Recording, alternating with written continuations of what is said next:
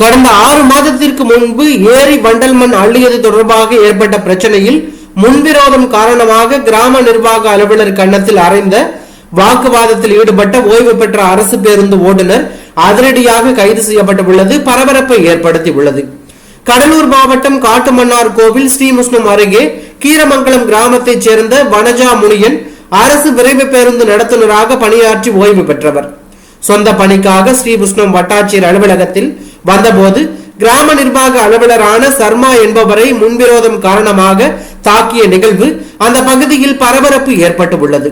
கடந்த 6 மாதத்திற்கு முன்பு வனஜா முனியன் ஏரி வண்டல் மண் அள்ளியதை தடுத்து நிறுத்தி எச்சரிக்கை விடுத்த கிராம நிர்வாக அலுவலர் சர்மா மீது கடும் கோபம் கொண்ட நிலையில் ஸ்ரீமுஷ்ணம் வட்டாட்சியர் அலுவலகத்தில் கிராம நிர்வாக அலுவலரை கண்ட வனஜா முனியன் அவரிடம் வாக்குவாதம் செய்து, நீ இன்னும் இங்குதான் இருக்கிறாயா, மணல் அள்ள விழாமல் தடுத்தாயே என கோபத்தோடு கேட்டுக்கொண்டே அவரை கன்னத்தில் அறைந்து கடுமையாக தாக்கியிருக்கிறார். இதனால் அதிர்ச்சி அடைந்த பொதுமக்கள் மற்றும் அங்கிருந்த அதிகாரிகள் ஸ்ரீமுஷ்ணம் காவல்துறையினருக்கு தகவல் கொடுத்தார்கள்.